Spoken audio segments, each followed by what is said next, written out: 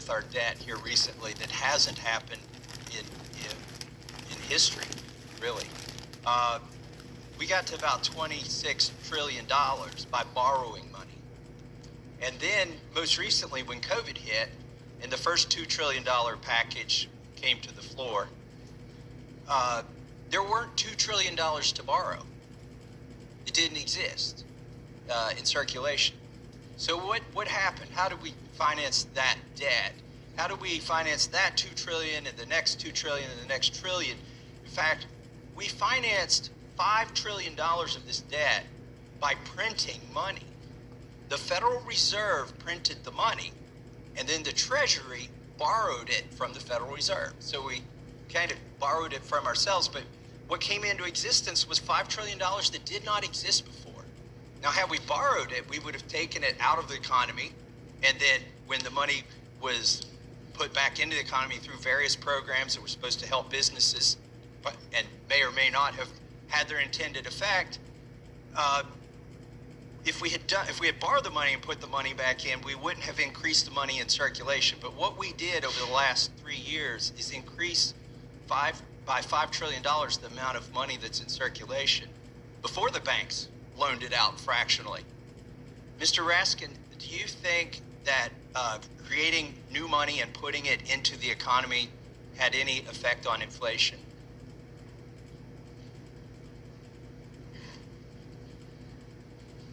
Well, I assume it does, but I've not looked at the studies about that. I mean, you're talking about the QE2 lending program that the Fed set up with Treasury? This is since QE2.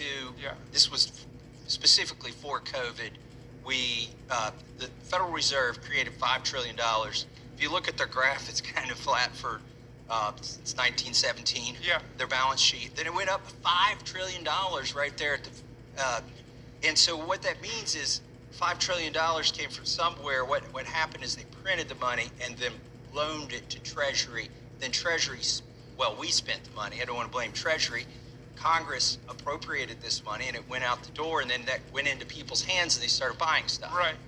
No, I mean, that's a serious question, and certainly there are fiscal stimulus sources of inflation, and there are, and there are Fed sources of inflation as well. But they're not executive order sources of inflation.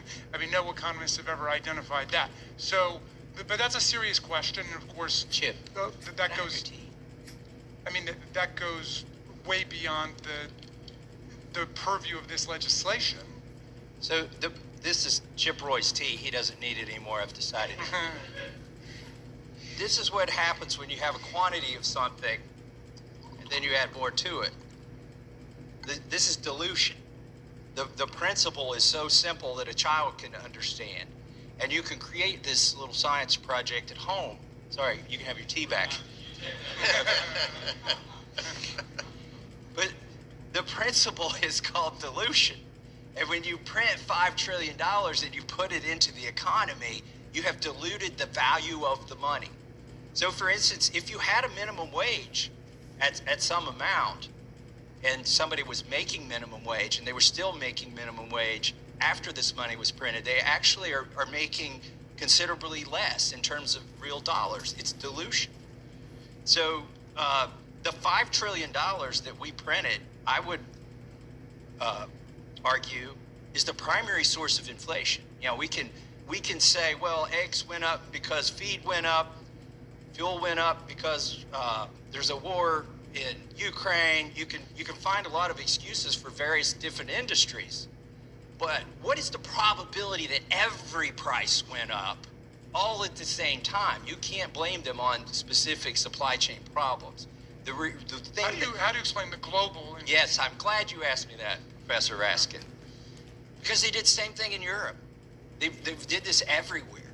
They printed their own equivalents of the Federal Reserve and treasuries, created their own money out of thin air. It may be the only thing that saved our dollar is that everybody else did the same thing to their currency. The question is, right now we're coming up on the debt limit. Why isn't anybody proposing to print more money? Why aren't the economists proposing print more money? Because it is poison. When you print money, it is poison to our economy, and it is very regressive. Inflation is extremely regressive, especially when it affects the goods that everybody needs to buy. Energy. I love it when they print the consumer price index, neglecting food and energy and housing, right? Like the three things that no matter how poor you are, you still need. We'll just leave those out when we look at the effect of inflation, but you can't leave those things out. So the reason we're not, we could just print more money again like we did over the last 3 years, but the reality is everybody in this room knows, and if we don't, we have staff who know that if you print money, you're going to wreck this economy. So I found it interesting that the Fed raised interest rates very aggressively over the last several quarters, the last year. Do you have any idea, Mr. Raskin, why they would raise interest rates? I really don't. I've not followed it that closely. I mean, your line of questioning to me is interesting because I think it goes to what the real sources of inflation are in the economy and what the money supply is and so on.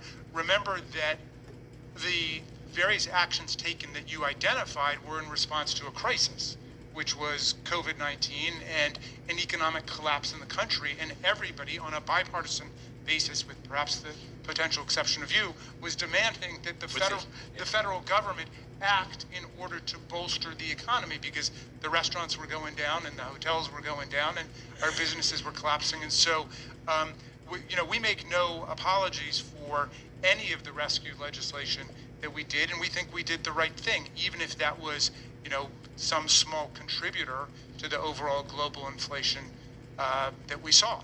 And I will say that, of course, this has been a bipartisan policy commitment. And under President Trump, we know that your side of the aisle voted 3 times to lift the debt limit as requested by President Trump. And President Trump's own spending contributed 25% of the total debt of the United States from George Washington to Joe Biden. 25% of it. So this is a bipartisan problem that we got to deal with. I like those numbers where we look at which administration was in power when the debt went up and what percent, maybe 25% under Trump. Reality is we are the ones who raised the debt limit, not the president. So I went back and looked to see under which speaker did the debt limit go, or did the debt go up the most. And it turns out somewhere between 43 and 45% of all the debt. You mentioned that 25% of all the debt was under Trump. Using those same metrics, 43 to 45% of all the debt ever incurred in this country happened while Ms. Pelosi was Speaker. Now, she had a good run at it. She had 2 chances to do it. She was Speaker twice. But, so I think it's unfair to blame any one administration. I think it's more fair to blame us. And in reality, because we're the ones who raised it.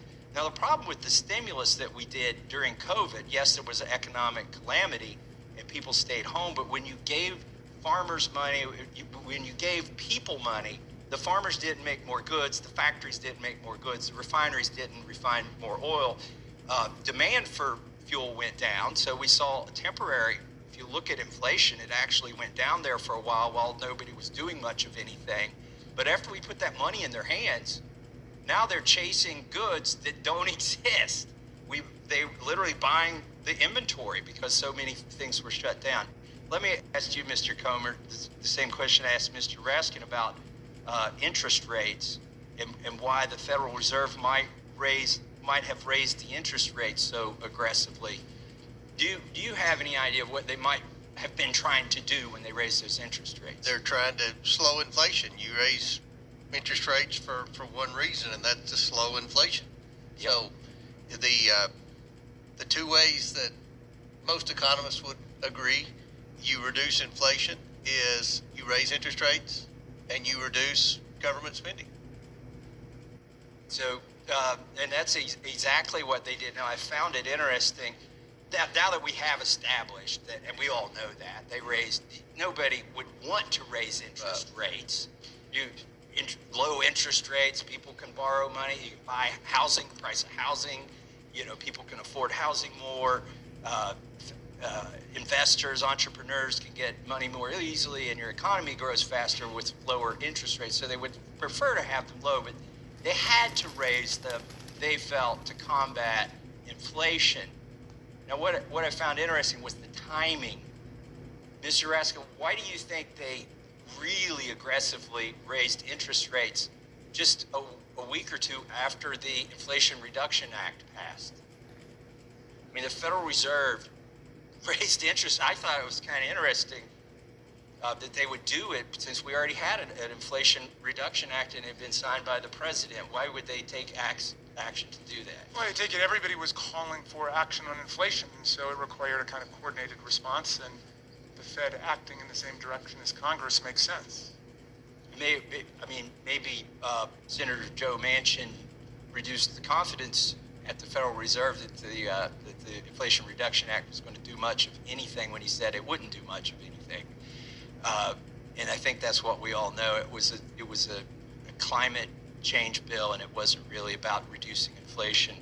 Well, if I could say one thing on that. Yes, please. It certainly reduced the cost of prescription drugs for people in the Medicare program, and reduced the cost of diabetics getting their insulin shots, so that affects millions and millions of our constituents across the country.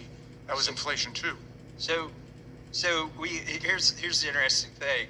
The arsonists became the firefighters at the Federal Reserve. If you remember where I began, $5 trillion was created by the Federal Reserve. And then, which we said, thank you very much, we'll take those 5 trillion new imaginary dollars that spend just like real dollars, and we'll, actually we didn't put a lot of that money into the hands of consumers. They got maybe 12% of it, 20% if you count the unemployment programs. Most of it went to big companies. But, so then we took the $5 trillion the Federal Reserve created and caused massive inflation with the Federal Reserve printing that money. Now who's here to save the day? The Federal Reserve comes in on a white horse. Oh, look at this fire, this raging fire called inflation. We're going to put it out. We've got just the tool. We're going to hose down the economy. This thing is too hot. Well, the reality is it wasn't too hot. Inflation was too hot. Sometimes you raise interest rates when, if your economy is doing great, it can be a tool, a reasonable tool to reduce inflation. The problem is when your inflation's raging and your economy is not, and you raise interest rates, you just make life difficult on everybody, on people trying to buy homes, on businesses who are trying to invest and expand production to meet the new demand of the new money that's out there. So anyways, I just hope everybody recognizes that the firefighters, i.e. the Fed, are the arsonists who started this problem by creating $5 trillion out of thin air. And here's what else is going to happen. We haven't even begun to see inflation, like what the result of all that will be. That's why I think this bill is important. We shouldn't be doing things that exacerbate this track that we are already on. Mark my words. I know a lot of people don't come to Rules Committee to look for predictions, but I'm going to make a prediction. This is the tip of the iceberg, the inflation that we are seeing, because we have to refinance that $32 trillion of debt.